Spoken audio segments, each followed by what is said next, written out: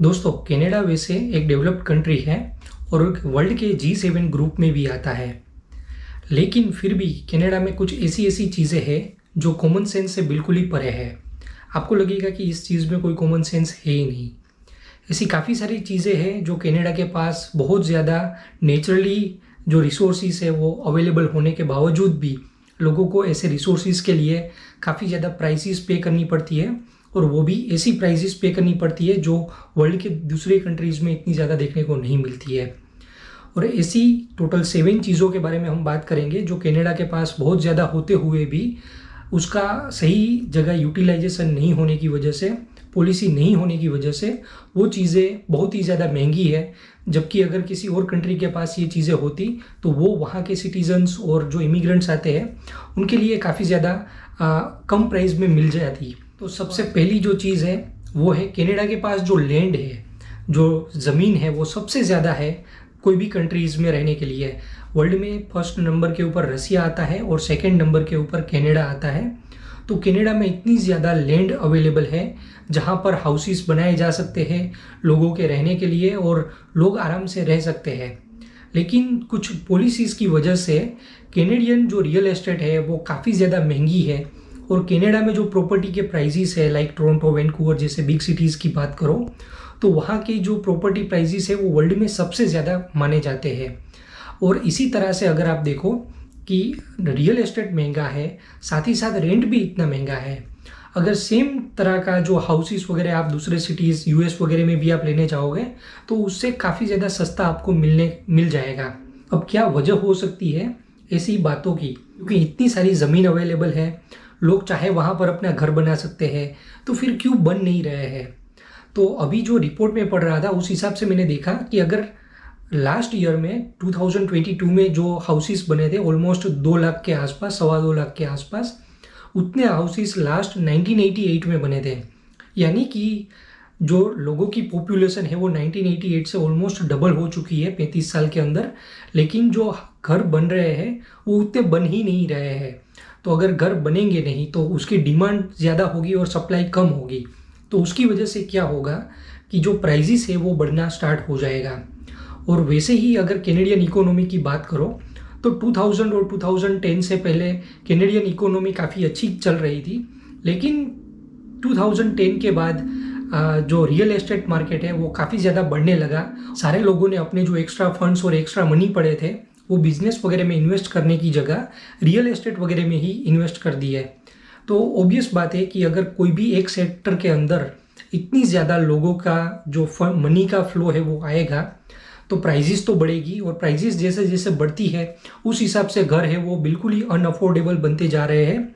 और रिसेंटली एक रिपोर्ट के हिसाब से 63% ऑफ दी जो कैनेडियंस है उन लोगों ने अपने घर का जो सपना है वो बिल्कुल ही छोड़ दिया है, क्योंकि घर की प्राइस ही इतनी अनअफोर्डेबल हो चुकी है कि घर अफोर्ड कर ही नहीं पाते हैं लोग। रिसेंटली अगर 4-5 साल के अंदर आप देखो तो होमलेस लोगों की जो तादाद है वो काफ़ी ज़्यादा बढ़ने लगी है। काफ़ी ज़्यादा लोग होमलेस हो चुके हैं और टेंट वगैरह के अंदर रहते हैं। तो ये सारी चीज़ें कैनेडियन इकोनॉमी जो सही डिसीजंस नहीं लिए गए उसकी वजह से हो रहे हैं। और मैं अकेला ही बोल रहा हूँ ऐसा नहीं है। आप कोई भी यूट्यूब चैनल या कोई भी न्यूज़ उठाकर देख लो, वहाँ पर आपको यही देखने को मिलेगा कैनेडियन रियल एस्टेट प्राइजेस है they are going to skyrocketing. और ये एक ही पॉलिसी की वजह से पूरे देश ने बिजनेस में इन्वेस्ट करने की जगह रियल एस्टेट में इन्वेस्ट करना स्टार्ट कर दिया है। ऑलमोस्ट सारे कंट्री का अब एक ही बिजनेस बन चुका है रियल एस्टेट। तो ऑब्वियस बात है एक ही सेक्टर में इतना ज़्यादा फ्लो होगा तो प्राइजेस तो काफ़ी ज़्यादा महंगी होगी। अब नेक्स्ट पॉइंट के ऊपर आते हैं कि कनाडा में वर्ल्ड में सबसे ज़्यादा हाईएस्ट इमिग्रेशन हो रहा है, लेकिन जॉब के लिए बहुत ज़्यादा स्ट्रगल है। तो यहाँ पर भी एक बात आती है कि अगर कनाडा में जॉब मिल नहीं रही है तो लोग आ क्यों रहे हैं? वो आ इसलिए रहे हैं कि लोगों को लगता है कि कनाडा में जॉब्स है। लेकिन कनाडा में अभी जो फिलहाल मार्केट है कनाडा का वो काफ़ी ज़्यादा रिसेशन से भरा हुआ है, और जो डिप्रेशन बोल सकते हैं उस तरह की इकोनॉमी अभी हो चुकी है।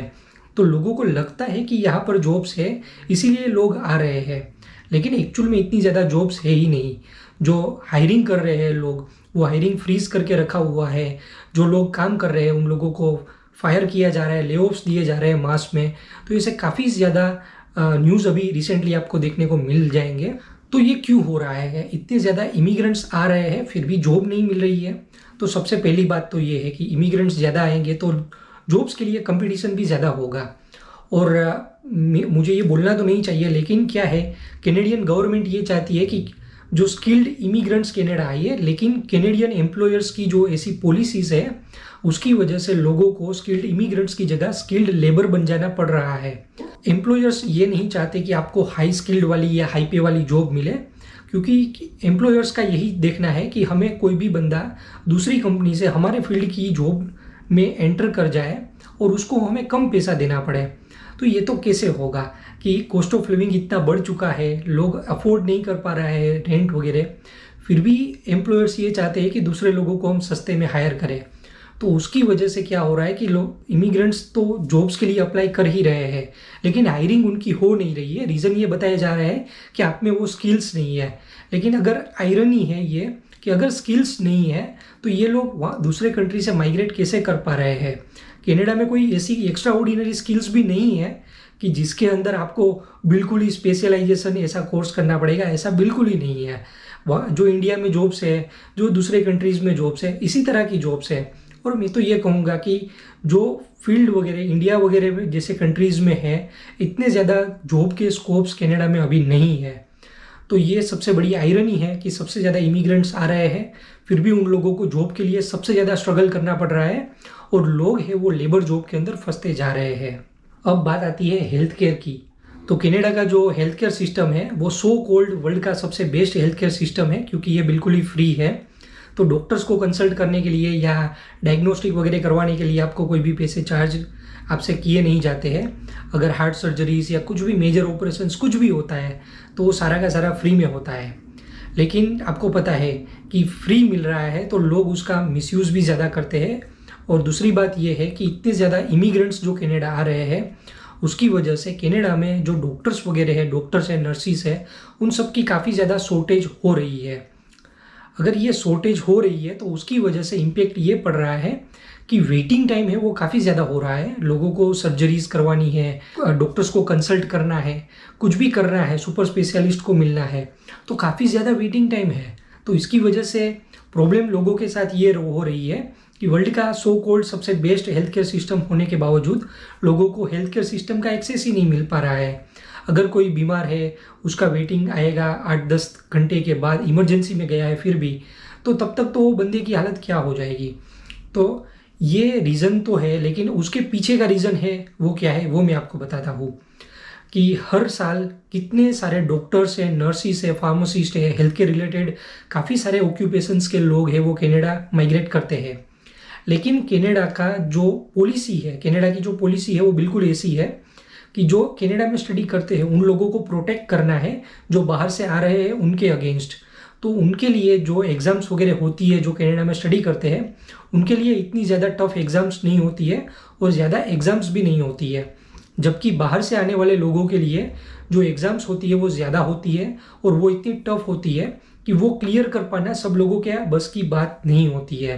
अगर डॉक्टर्स वगैरह की बात करें तो फार्मासिस्ट है, डेंटिस्ट है, डॉक्टर्स है, फिजियोथेरापिस्ट है, ऐसे काफ़ी सारे लोग आते हैं।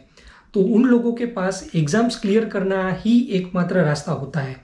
तो एग्ज़ाम क्लियर करने के लिए फ़ंड चाहिए, क्योंकि एग्ज़ाम्स है वो इतनी ज़्यादा सस्ती नहीं है। आप एग्ज़ाम्स दोगे, उसके बाद आईएलटीएस दोगे, उसका जो ब्रिजिंग कोर्स होता है, ट्रेनिंग होती है, वो सब करने के लिए आपको कम से कम 30-40 हज़ार कैनेडियन डॉलर्स का फ़ंड चाहिए। मैं डॉक्टर्स और हेल्थ केयर सेगमेंट के लिए बात कर रहा हूँ। तो ऐसी एग्ज़ाम्स क्लियर करने के लिए आपको इतना फ़ंड चाहिए।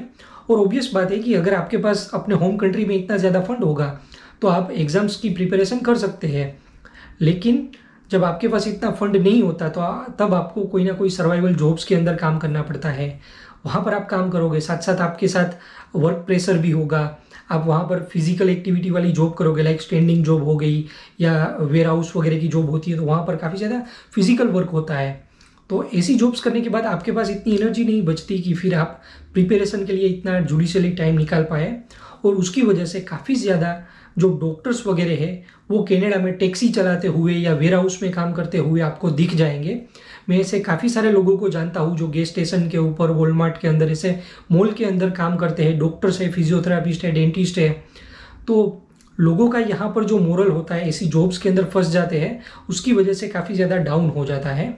और दूसरी बात मैं आपको बता दूं कि अगर कोई बंदा डॉक्टर है, अगर एमडी फिजिशियन बन के इंडिया से आया हुआ है, तो उसके पास ऐसी स्किल्स इजीली होती है कि वो मेडिकल रिसेप्शनिस्ट बन सके, क्योंकि उसके लिए कोई उनको सर्टिफिकेट या कोर्स की ज़रूरत नहीं होती है, क्योंकि उनका एक्सपीरियंस होता है। लेकिन जो कैनेडियन मेडिकल रिसेप्शनिस्ट होती है, उनको हायर करने के लिए ये देखा जाता है कि उनके पास डिप्लोमा है कि नहीं। कैनेडियन डिप्लोमा है तो उनको पहले हायर किया जाएगा, चाहे आपका क्वालिफिकेशन कोई भी हो, आप कितने भी एक्सपीरियंस क्यों ना हो, आपके पास सर्टिफिकेट है तो आपको प्रायोरिटी मिलेगी। तो ये भी चीज़ें हैं वो काफ़ी ज़्यादा मैटर करती है। उसकी वजह से जो इतने ज़्यादा डॉक्टर्स हैं माइग्रेट करते हैं कनाडा में, फिर भी वेटिंग टाइम है वो ज़्यादा है। और ये जो एग्ज़ाम्स वगैरह क्लियर करनी होती है, उनका जो पासिंग रेशियोज होता है हार्डली 1% to 5% के अंदर आता है। तो ये काफ़ी ज़्यादा डिफ़िकल्ट चीज़ है जो लोगों को डीमोटिवेट कर देती है।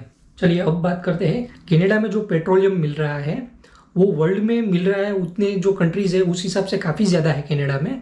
फिर भी जो पेट्रोल की प्राइस है, जिसको कनाडा में गैसोलीन गैस बोला जाता है शॉर्ट में, उसकी प्राइजेस है वो काफ़ी ज़्यादा हाई है।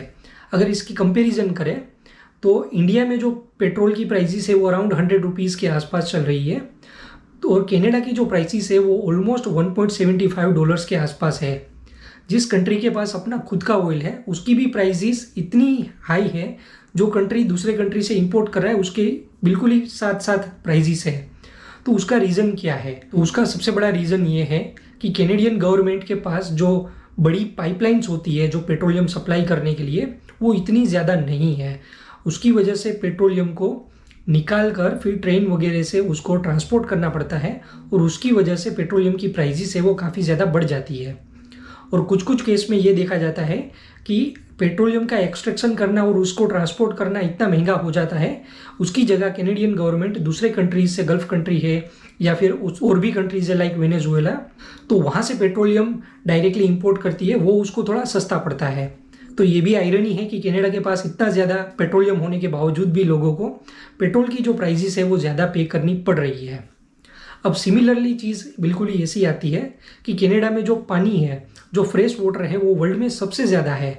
पूरे वर्ल्ड में जो फ्रेश वाटर है उसका अगर 1/3 या फिर 1/2 पानी है फ्रेश वाटर, वो कनाडा के पास है, वो सबसे ज़्यादा है। लेकिन फिर भी लोगों को जो पानी की प्राइस होती है वो काफ़ी ज़्यादा हाई में पे करनी पड़ती है। उसका रीज़न ये है कि कनाडा में जो पानी है उसको बिल्कुल ही रिसाइकल किया जाता है, उसको सीवेज ट्रीटमेंट दी जाती है, उसके बाद ही उसको नदी और लेक वगैरह में छोड़ा जाता है। तो लोगों के घर के अंदर जो पानी आता है वो ये होता है कि आपको वाटर के भी चार्ज देने होते हैं, और जब वो पानी वापस से सीवर के अंदर जाता है तो आपको वेस्ट वाटर के चार्जेस भी देने होते हैं। और आयरनी यहाँ पर ये है कि वेस्ट वाटर के चार्जेस है वो फ्रेश वाटर से ज़्यादा है।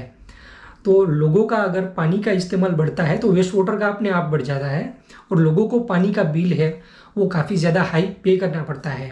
अगर हम बात करें कनाडा के जो बिगर सिटीज़ है लाइक टोरंटो हो गया, वैंकूवर हो गया, तो वहाँ पर एवरेज जो घर के अंदर लोग प्राइस पे करते हैं, हर महीने की बात कर रहा हूँ, जो एवरेज घर के अंदर यूज़ होता है पानी, उसका बिल आता है वो $100 to $150, जबकि लोगों की जो इनकम होती है वो $3,000 से $4,000 के आसपास होती है। तो $150 का बिल है वो थोड़ा हाई होता है। चलिए अब बात करते हैं कि कनाडा में एजुकेशन है वो वर्ल्ड क्लास लेवल का है, क्योंकि जो वर्ल्ड की टॉप लेवल की यूनिवर्सिटीज़ आती है उसके अंदर काफ़ी कैनेडियन यूनिवर्सिटीज़ का भी रैंक आता है, और कनाडा का जो एजुकेशन है वो वर्ल्ड में काफ़ी अच्छा माना जाता है। तो फिर भी यहाँ पर जो लोग स्टडी कर लेते हैं उनके बाद उनको जॉब मिलना डिफ़िकल्ट हो जाता है, क्योंकि रिलेवेंट स्किल्स नहीं है। दोस्तों, अगर ये बात कोई ऐसे कंट्रीज़ में की जाती कि जहाँ का एजुकेशन सिस्टम थोड़ा आउटडेटेड है और फिर लोगों के पास स्किल्स नहीं है, तो थोड़ा वैलिड होता।